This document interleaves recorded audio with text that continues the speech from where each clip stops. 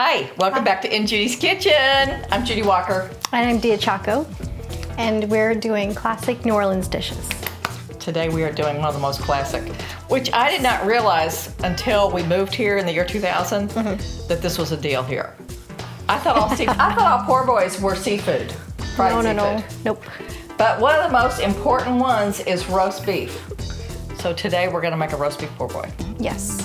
And I haven't eaten meat in like a few years, so I'm really excited about this. And she's really excited because the recipe comes from Parkway. Parkway. When I think roast beef po' boys, I think of Parkways. We're gonna start with 5 pounds of chuck, and it's gotta be chuck.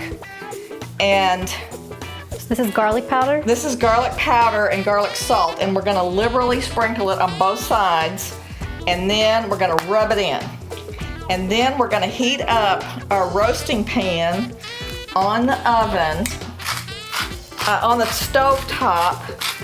Oh, and we're supposed to heat up the oven too. Okay. To 325. We're gonna cook this for 4 hours at 325, and it's gonna be fork tender, and it's gonna make a beautiful gravy. So the secret ingredient of the gravy, Campbell's cream of mushroom soup. So we're gonna mix up the cream of mushroom soup and a can of beef broth. And this is the first time we've used cream of mushroom soup on In Judy's Kitchen. Oh, yes. For the record.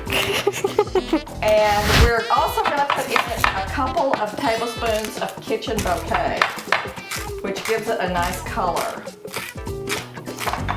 So here's the beef broth. And the kitchen bouquet. So we got that all, rub that in. Okay. There you go. And then let's turn on the heat underneath the pot. I've already got a couple of tablespoons of oil in the pot. Dee, if you want to go ahead and turn it on. Okay.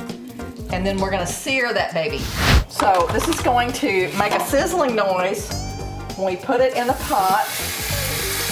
And that means it's gonna be searing on all the sides. Okay. So basically, we're just gonna let it in there, and guess what we're gonna not do? We're not gonna cover it? We're not gonna move it. Oh, move it. Like the fish. We're gonna let it brown real quick. Okay, all right. Okay? And so we're just gonna let it sit there, then we'll turn it on the other side. Okay. I'm gonna just turn it over. I checked underneath it.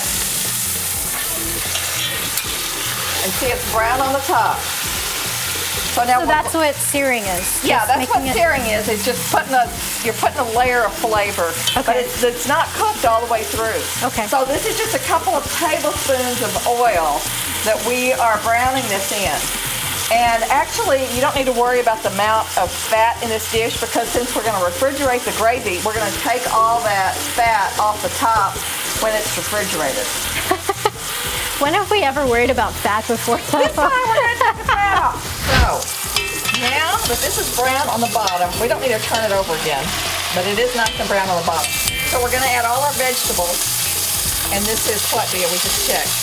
Carrots, onions, parsley, a bay leaf, and celery.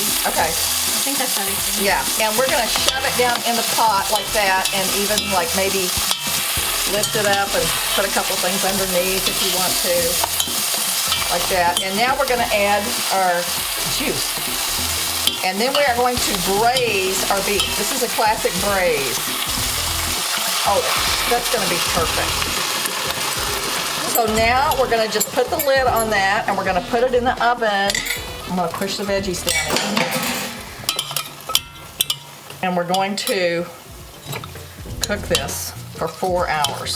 That looks so cool. So after about 2 hours, I'll just take it out and rearrange them. Okay. Okay?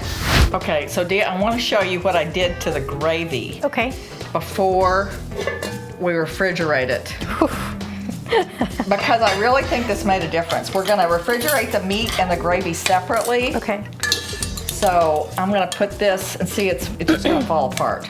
That's amazing. Isn't that amazing? Ah. And then we're going to fork up the gravy. In fact, I probably need a ladle for this gravy. And just start dumping that in here on the top of the strainer. Can I use a pot holder? Yes. Oh, you definitely need those, Thank girl. you. See how those carrots are just completely liquidy. That adds so much to the flavor. And you just want to keep working that through there. It looks like a big muddle, but it is going to be delicious. Diya, now we're going to make our sandwich. Okay. This is so exciting. This is our Leidenheimer bread that we have toasted. I like to toast it so that the here I am being messy. So that the gravy doesn't immediately soak through the bread. Okay, so we're just gonna put mayonnaise on one side, we're gonna put gravy on the other side. And what I do is I also use the lettuce as kind of a barrier on that side, so just spread some lettuce on there, and then we'll put tomatoes on top of that. Put big hands on. There you go. This should be a generous sandwich, okay? So, because we're gonna have generous amounts of meat on it too. And now you can, let's see, fork out a pickle and put 2 pickle slices on there. We're gonna cut this in half. And I'm gonna start putting meat on this one.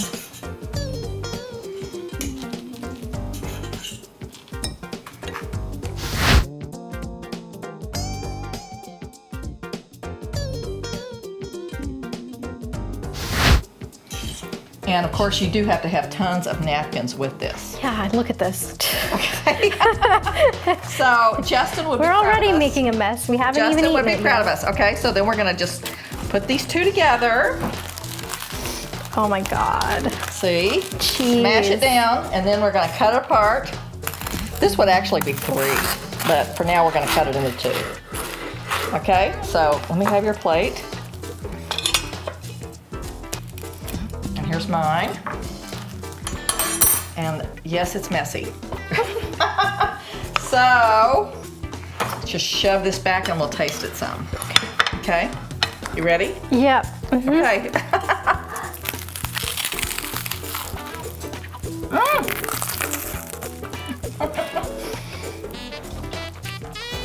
It's messy. It's so good. I'm really happy right now. Oh, good. Okay. It's been so long.